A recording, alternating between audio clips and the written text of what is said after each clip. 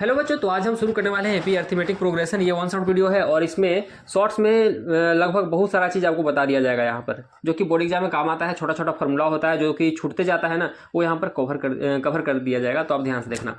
AP full form तो आप इसका जानते ही हो, अरिथमेटिक प्रोग्रेशन। अरिथमेटिक प्रोग्रेशन है ना। अब एपी या तो इंक्रीजिंग हो सकता है यानी कि बढ़ते हुए आपको नजर आ सकता है, डिक्रीजिंग हो सकता है यानी कि घटते हुए नजर आ सकता है, और कांस्टेंट भी एपी दिख सकता है। जैसे 2 4 6 8 ये बढ़ रहा है, ये भी एपी है। 8 5 2 -1 ये भी एपी है। और 6 6 6 6 ये कांस्टेंट है, ये भी एपी है। 4 टर्म देकर के पूछ दिया जाएगा कि इसमें से कौन सा एपी है। अगर ये दिख रहा है तो ये भी एपी है।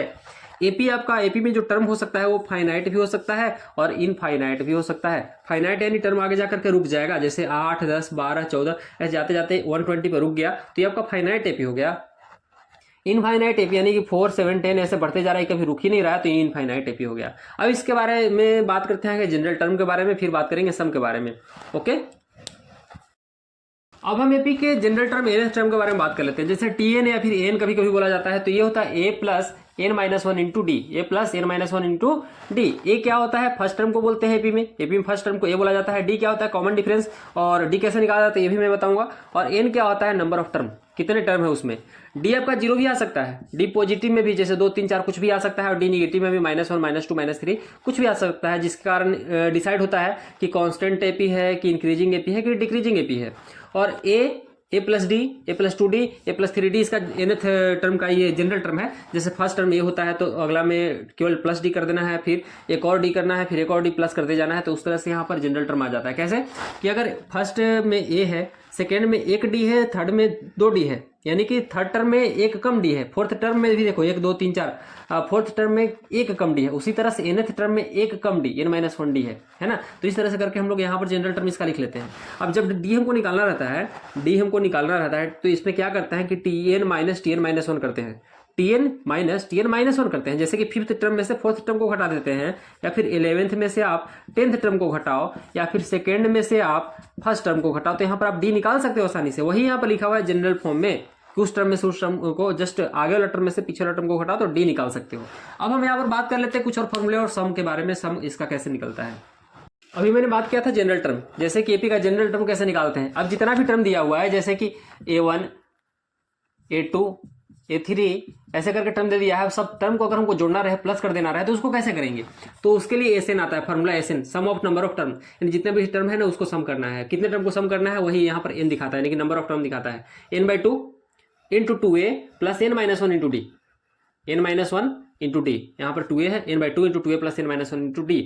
इसका सेकंड फॉर्मूला क्या है, n/2 इंटू ए प्लस एल, यानी कि इसी को हल्का सा कैलकुलेट करके यहाँ पर एल लिख दिया गया है लास्ट टर्म। अगर लास्ट टर्म आपको मालूम है ना तो कुछ नहीं, डी डी ये सब कुछ पुट करना ही नहीं है हमको, बस एन ए और एल है। लास्ट टर्म कितना है, जैसे कोई एपी है 2 है 4 6 ऐसे करते करते 120, तो यहाँ पर लास्ट टर्म तो हमको मालूम है ना, तो इसको पुट करेंगे। ए कितना है इसको पुट करेंगे, और एन अगर मालूम हो जाता है तो उसको पुट कर लेंगे यहाँ पर। अब बस हमको एस एन निकालने में कोई दिक्कत नहीं होगा। तो ये दोनों फॉर्मूला को याद कर लेना। एल क्या है, लास्ट टर्म है, और एल क्या होता है, a plus n-1 into D होता है। इसी को तो यहाँ से हल्का सा किया गया है, तो ये आया है बस।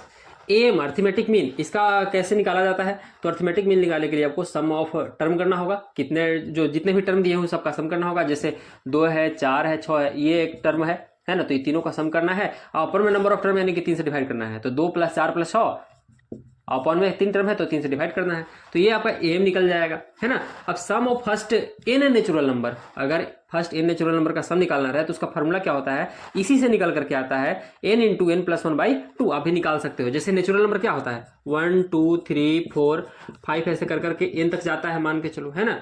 तो उसका सम कैसे निकलेगा, तो आप इसे निकाल सकते हो। कैसे, n/2 इंटू ए प्लस एल, ए कितना है 1 है, और प्लस एल लास्ट टर्म कितना n है, तो देखो आ गया ना, n इंटू n प्लस 1/2, इतना ही तो आया। तो ऐसे आप निकाल सकते हो इसको, यानी कोई भी आप हल्का सा उसको क्या कहते हैं, अगर आपको समझ में आ गया है जैसे नेचुरल नंबर क्या होता है, तो आप अपने से भी इसको निकाल सकते हो। तो ये हो गया। अब हल्का सा आगे हम बात कर लेते हैं एक और, एम कैसे निकाला जाता है, ए बी सी अगर एपी में हो तो उसको क्या करते हैं, ये सब बात कर लेते हैं तुरंत। अब देख लेते हैं कि अगर ए बी और सी 3 टर्म है जो कि एपी में है, अगर 3 टर्म क्या है एपी में है ना, तो उसको कैसे लिख सकते हैं, B equal to A plus C by two ये रिलेशन होता है, B equal to A plus C by two ये रिलेशन होता है। कैसे होता है, तो बी में से अगर घटा देते हैं, बी में से घटाते हैं तो डी आएगा कॉमन डिफरेंस, और अगर सी में से भी घटाएंगे, जस्ट पिछला टर्म को घटाएंगे तो यहाँ भी कॉमन डिफरेंस डी आएगा, जो कि डी इक्वल होता है। जब दो ठो डी इक्वल है आपस में, यानी कि बी माइनस ए ये और सी माइनस बी ये भी इक्वल है, जब ये दोनों आपस में इक्वल है तो यहाँ पर देखो माइनस बी को इधर लाओ तो बी प्लस बी हो जाएगा, और सी इधर है तो माइनस ए को उधर ले जाओ तो प्लस सी हो जाएगा, सॉरी प्लस ए हो जाएगा। तो बी और बी कितना हो गया, 2b, और सी प्लस ए हो गया, तो B equal to C plus A by 2, यानी बी ऐसे आता है C plus A by A plus C by 2, ये बीच वाला टर्म ऐसे आता है, इसी को तो हम लोग एम बोलते थे। तो ये हो गया।